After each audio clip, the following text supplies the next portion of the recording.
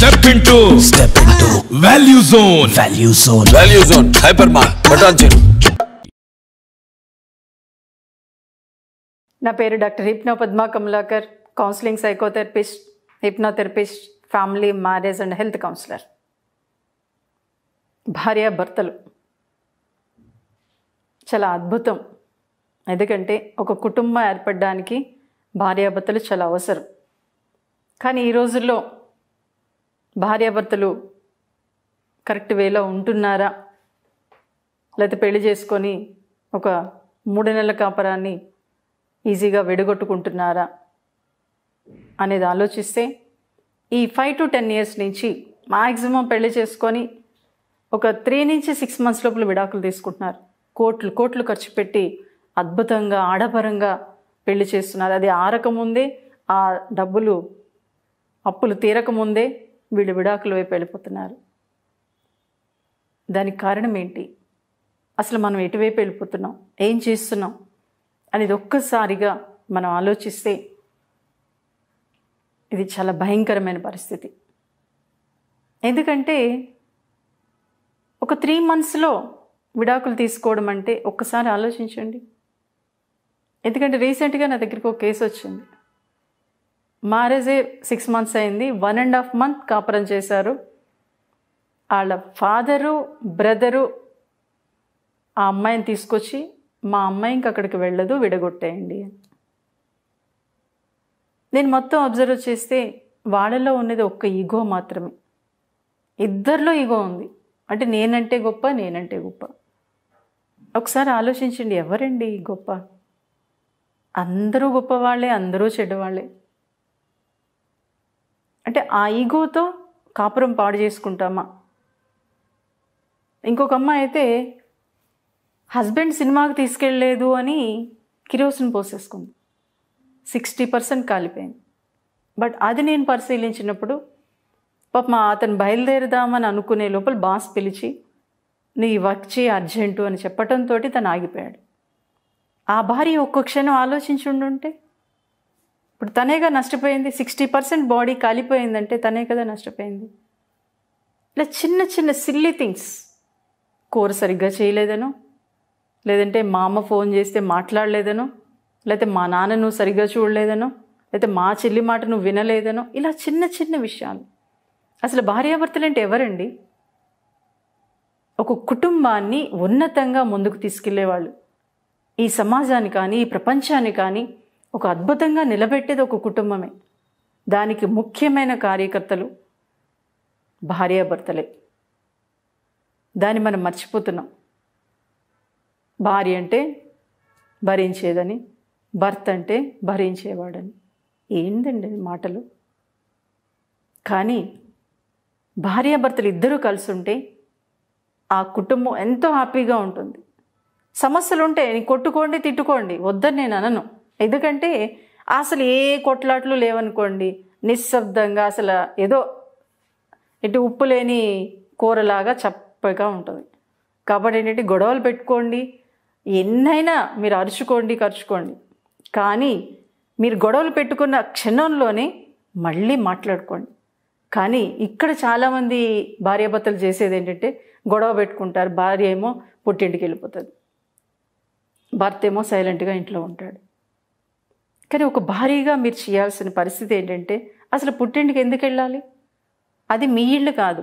ఎందుకంటే మీరు మీ ఇంట్లో మీ తమ్ముడో లేదో మీ అన్న ఉంటాడు. ఆ అన్న పెళ్లి చేసుకుంటాడు కదా, ఆ అన్న పెళ్లి చేసుకుంటే ఇంకొక ఇంటి నుంచి ఆ అమ్మాయి మీ ఇంటికి వస్తుంది, అది తన ఇల్లు అవుతుంది. ఇక్కడ మీరు పెళ్లి చేసుకొని మీ భర్త దగ్గరికి వచ్చారంటే అది మీ ఇల్లు అవుతుంది. మీ పుట్టిల్లు మీ ఇల్లు కాదు. పుట్టిల్లు పెళ్ళి అయిన తర్వాత అది ఒక బంధువుల ఇల్లుగానే మారిపోతుంది. ఎందుకంటే ఇక్కడ నువ్వు పిల్లల్ని కంటావు, నీ పిల్లల్ని ఒక స్టేజ్లోకి తీసుకెళ్తావు. కాబట్టి నీ పుట్టింటికి గొడవ అయిపోయాక పుట్టింటికి వెళ్ళి సంవత్సరాలు ఉండటం వల్ల మీ ఇద్దరి మధ్యన అగాధం అనేది ఏర్పడి సమస్యలు ఇంకా పెరగడానికి అవకాశం ఉంటుంది. అలాగే చాలామంది భార్యలు చేసే పొరపాటు ఏంటంటే ఎప్పుడైతే పుట్టింటికి వెళ్ళారో పుట్టింట్లో లేనిపోని విషయాలన్నీ చెప్పేసి విడిపోవడానికి కారణమైపోతున్నారు. కానీ ఇక్కడ విడిపోతే నష్టపోయేది ఇద్దరు, ఒక్కళ్ళే కాదు. ఎందుకంటే చప్పట్లు 2 చేతులు కలిస్తేనే కొట్టగలం. అలాగే భార్యాభర్తలు కలిసి ఉంటేనే ఆ కుటుంబం హ్యాపీగా ఉంటుంది. అలాగే ఇంకొకటి, భార్యలుగా మీరు చేసే పొరపాటు ఏంటంటే, అందరూ అంటే అనుకోవచ్చు పొరపాటున, కానీ చాలామంది భార్యలు చేసేది ఏంటంటే, గొడవ అయిన తర్వాత శారీరకంగా అంటే సెక్స్ పరంగా భర్తకి కొన్ని నెలలు దూరంగా ఉంటారండి. అది చాలా భయంకరమైన తప్పు. అది ఎప్పుడైతే చేశారో, ఎందుకంటే సెక్స్ అనేది భార్యకి పెద్ద ఇబ్బంది అనిపించదు, కానీ ఒక మగాడికి సెక్స్ అనేది చాలా సున్నితంగా ఉంటుంది. ఎప్పుడైతే భార్య గొడవ అయిన తర్వాత దూరంగా ఉందో, ఇంకా తనలో అనీజినెస్ పెరిగిపోతుంది, తనలో స్ట్రెస్ పెరిగిపోతుంది. ఎప్పుడైతే స్ట్రెస్ పెరిగిందో లేనిపోని సమస్యలన్నీ వచ్చి పడతాయి. అప్పుడు ఇంకా సాడిజంగా మారడానికి, మగాడు మారడానికి కారణం ఆడవాళ్ళే అవుతారు. కాబట్టి ఏంటంటే సెక్స్ పరంగా ఎట్టి పరిస్థితుల్లో దూరంగా ఉండద్దు. దూరంగా ఉన్నారంటే మీరు నష్టపోతారు, వాళ్ళు నష్టపోతారు. ఇంకా సమస్యలు పెరిగిపోతే శారీరకంగా మానసికంగా కూడా సమస్యలు పెరగడానికి అవకాశం ఉంటుంది. ఇది ఎందుకు చెప్తున్నానంటే, ఒకసారి నా దగ్గరికి ఒక కేసు వచ్చింది. నిజంగా ఇద్దరూ కూడా మంచి వ్యక్తులే, కానీ అతనేదో ఎవరో ఒక అమ్మాయితో మాట్లాడాడని చెప్పి ఈ అమ్మాయి అతనికి దూరంగా ఉండటం మొదలుపెట్టింది.